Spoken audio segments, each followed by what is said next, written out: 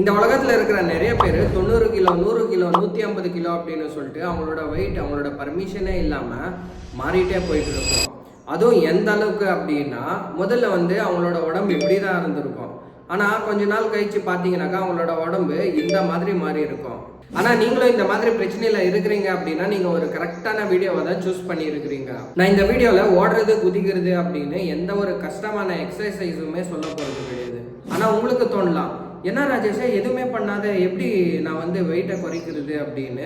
நீங்க தண்ணி குடிக்கணும். ஆமா ஃப்ரெண்ட்ஸ், நீங்க கேட்டது உண்மைதான். நீங்க வெறும் தண்ணி குடிக்கிறது மூலியமாவே உங்க உடம்ப நீங்க ரொம்பவே ஃபாஸ்டா குறைக்க முடியும். அதுவும் இந்த தண்ணியை எப்போ குடிக்கணும், எப்படி குடிக்கணும், எப்போ குடிக்க கூடாது அப்படின்னு சொல்லிட்டு ஒரு சில பல ஸ்டெப்ஸ் இருக்கு. நீங்க அந்த ஸ்டெப்ஸை ஃபாலோ பண்ணீங்கன்னாக்கா உங்க உடம்ப நீங்க ரொம்பவே ஈஸியா குறைச்சிடலாம். அதுக்கப்புறமா நீங்க இந்த ஸ்டெப்ஸை ஃபாலோ பண்றது மூலியமா உங்க உடம்புல வர ஒரு சில பல ப்ராப்ளம்ஸையும் சரிப்படுத்தும் அப்படின்னு சொல்லிட்டு சொல்றாங்க. இதை ஜப்பான் வாட்டர் தெரப்பி அப்படின்னு சொல்லிட்டு சொல்றாங்க. இதை ஜப்பான்ல தான் கண்டுபிடிச்சிருக்கிறாங்க. இந்த ஜப்பான் வாட்டர் தெரப்பியை இந்த உலகத்துல இருக்கிற நிறைய பேர் ஃபாலோ பண்றாங்க. இன்னைக்கு வரைக்குமே ஃபாலோ பண்ணிட்டு இருக்காங்க. அதுக்கப்புறமா நிறைய பேருக்கு ஒரு நல்ல ரிசல்ட்டும் கிடைச்சிருக்கு. இந்த ஜப்பான் வாட்டர் தெரப்பியில் என்னென்ன இருக்கு அப்படின்றத ஒவ்வொன்றா சொல்றேன். நீங்க இந்த வீடியோவை ஸ்கிப் பண்ணாம ஃபுல்லா பாருங்க. அப்பதான் உங்களுக்கு கிளியரா புரியும். நீங்க இதுல ஒரு ஸ்டெப் விட்டு ஒரு ஸ்டெப் நீங்க ஸ்கிப் பண்ணாலுமே உங்களுக்கு ஒரு நல்ல ரிசல்ட் கிடைக்காது. ஸோ அதனால இந்த வீடியோவை ஸ்கிப் பண்ணாத ஃபுல்லாக பாருங்க.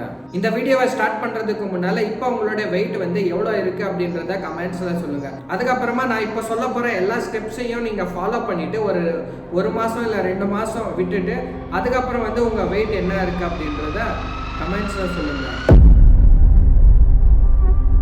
இதில் ஃபஸ்ட் ஸ்டெப் என்னென்னா தண்ணி குடிக்கணும். அதுவும் காலையில் ஏந்து போல நைட் தூங்கி காலையில் ஏந்துக்கணும் உடனே ப்ரெஷ் பண்ணக்கூடாது. ப்ரெஷ் பண்ணுறதுக்கு முன்னாடியே தண்ணி குடிக்கணும். நீங்கள் ஒரு 4லேருந்து 5 கிளாஸ் வரைக்கும் தண்ணி குடிக்கிற மாதிரி இருக்கும். ஆனால் உங்களுக்கு டவுட் வரலாம், ப்ரோ நான் சுடு தண்ணி தான் குடிக்கணுமா இல்லை கோல்டு வாட்டர் குடிக்கலாமா அப்படின்னு சொல்லிட்டு. நீங்கள் அந்த கோல்டு வாட்டர் அவாய்ட் பண்ணிடுங்க. அவாய்ட் பண்ணிவிட்டு ஒரு நார்மலான வாட்டரும் குடிக்கலாம், இல்லை சுடு தண்ணியும் குடிக்கலாம். இந்த கோல்டு வாட்டரு எதுக்காக நான் அவாய்ட் பண்ண சொல்கிறேன் அப்படின்னு சொல்லிட்டு கேட்டிங்கனாக்கா, நம்ம அப்போ தான் காலையில் ஏந்திருப்போம், கிளைமேட்டு செம கோல்டாக இருக்கும். அந்த டைமில் நம்ம ஃபுல்லு கோல்டு வாட்டர் குடித்தோம் அப்படின்னா நம்மளுக்கு ஜுரம் வர்றது இல்லை கோல்டாக வருது, இந்த மாதிரியெல்லாம் ஒரு சில பல ப்ராப்ளம்ஸ் வரும். ஸோ அதனால் நீங்கள் கோல்டு வாட்டர் அவாய்ட் பண்ணிடுங்க.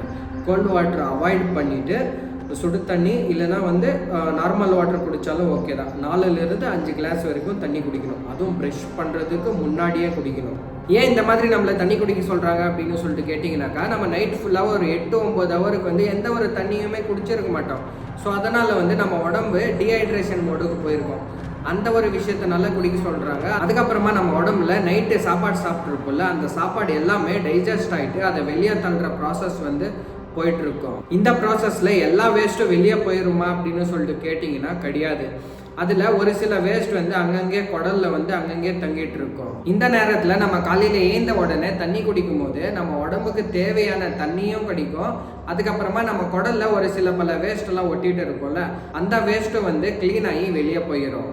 இந்த நேரத்தில் நம்ம காலையில் ஏந்த உடனே தண்ணி குடிக்கும் போது நம்ம உடம்புக்கு தேவையான தண்ணியும் கிடைக்கும். அதுக்கப்புறமா நம்ம குடலில் ஒரு சில பல வேஸ்ட்டெல்லாம் ஒட்டின்னு இருக்கும்ல, அந்த வேஸ்ட்டு க்ளீன் ஆகி வெளியே போயிடும். இதில் 2வது ஸ்டெப் என்னன்னா, நம்ம காலையில் ஏந்த உடனே தண்ணி குடிச்சிருப்போம். தண்ணி குடித்ததுக்கு அப்புறமா 45 நிமிஷத்துக்கு நீங்கள் எதுவுமே சாப்பிடக்கூடாது. டீ, பிஸ்கெட்டு, பன்னு இல்லை பிரேக்ஃபாஸ்ட் சாப்பிட்றதா இருக்கட்டும், எந்த ஒரு விஷயமுமே எத்தையுமே சாப்பிடக்கூடாது. ஸோ இந்த டைமில் தான் நம்ம காலையில் குடித்த தண்ணியை நம்ம பாடி அப்சர்வ் பண்ணிவிட்டு நெக்ஸ்ட் வர ஃபுட்டை சீக்கிரமாக டைஜஸ்ட் பண்ணுறதுக்காக நம்ம ஸ்டமக் ரீசெட் பண்ணுற வேலையை செஞ்சிட்ருக்கோம்.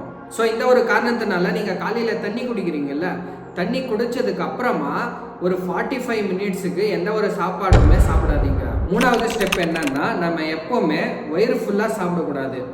அதாவது பிரேக்ஃபாஸ்ட்டாக இருக்கட்டும், லஞ்சாக இருக்கட்டும், டின்னராக இருக்கட்டும், எந்த ஒரு டைமாக இருந்தாலுமே நம்ம வயிறு ஃபுல்லாக சாப்பிடக்கூடாது. இந்த ஜாப்பனீஸ் ரூல் படி என்ன சொல்கிறாங்க அப்படின்னா, நம்ம 80% சாப்பிட்ணும், 20% வயிற்றில் கேப் விட்டுருக்கணும் அப்படின்னு சொல்கிறாங்க. அது ஏன் அப்படின்னா, இப்போ நம்ம கம்மியாக சாப்பிட்ருப்போம். கம்மியாக சாப்பிடும் போது நம்ம டைஜஷன் ரொம்பவே ஃபாஸ்ட்டாக ஆயிரும். நீங்கள் அதுவே வயிறு ஃபுல்லாக சாப்பிடும் போது என்ன ஆகும் அப்படின்னா, இப்போ அது டைஜஸ்ட் ஆகிறதுக்கு ரொம்பவே கஷ்டப்படும்.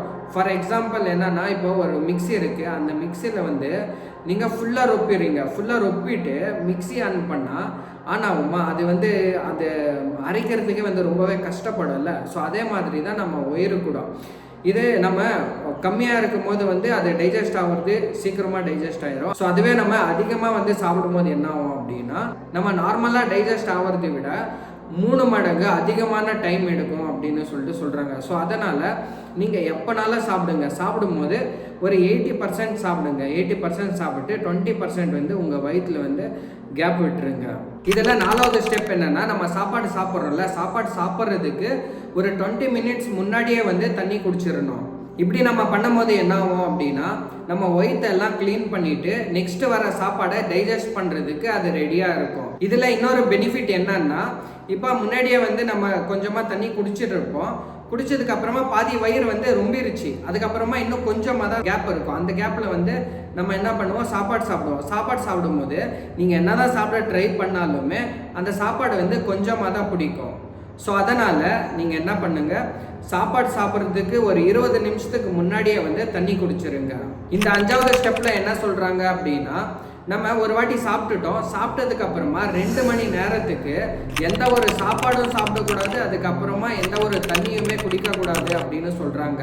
ஏன் இந்த மாதிரி 2 ஹவருக்கு எந்த ஒரு சாப்பாடுமே சாப்பிடக்கூடாது அப்படின்னு சொல்கிறாங்க அப்படின்னா, அப்போ தான் டைஜஷன் ப்ராசஸ் வந்து ரொம்பவே ஃபாஸ்ட்டாக ஆகும். இல்லைன்னா நீங்கள் கேப் விடாமல் கண்டினியூஸாக சாப்பிட்டே இருக்கீங்க, இப்போ 2 ஹவர் கேப் விடல சாப்பிட்டே இருக்கீங்க அப்படின்னா உங்கள் டைஜஷன் ப்ராசஸ் வந்து ரொம்பவே ஸ்லோ ஆகிடும் அப்படின்னு சொல்கிறாங்க. ஸோ இதனால் நீங்கள் சாப்பிட்ற சாப்பாடு எல்லாமே அங்கேயே தங்கிட்டு அது ஒரு ஃபேட்டாக மாற ஆரம்பிச்சிடும். ஸோ அதனால் நீங்கள் ஒரு வாட்டி சாப்பிட்டு 2 ஹவருக்கு உங்கள் வயிற்றை டைஜஷன் பண்ணுறதுக்காக ஃப்ரீயாக விட்டுருங்க. இல்லை ஒரு சில டைமில் சாப்பிட்ருப்பீங்க, சாப்பிட்டதுக்கு அப்புறமா தண்ணி குடிக்கணும் அப்படின்னு தோணும்.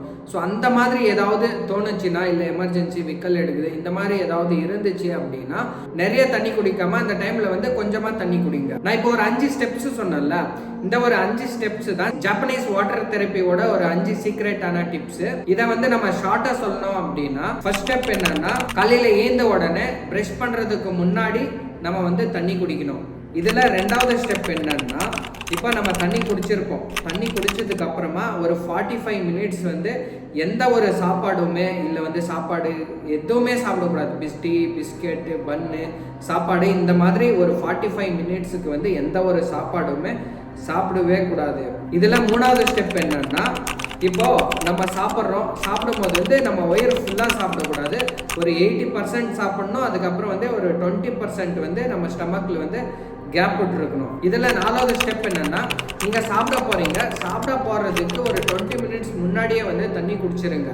அதுக்கப்புறமா வந்து குடிக்க போகாதீங்க. இதில் ஃபைனலாக 5வது ஸ்டெப் என்ன அப்படின்னா, இப்போ நீங்கள் சாப்பாடு சாப்பிட்டதுக்கு அப்புறமா 2 ஹவருக்கு தண்ணி குடிக்கிறது, இல்லை வந்து வேற ஏதாவது ஸ்நாக்ஸு பிஸ்கெட்டு இல்லை வந்து வேற ஏதாவது சாப்பிட்றது வந்து சாப்பிடாதீங்க. ஒரு 2 ஹவர் வந்து கேப் விட்டுருங்க. இதெல்லாம் தான் வந்து ஜப்பானீஸ் வாட்டர் தெரப்பி அப்படின்னு சொல்கிறாங்க.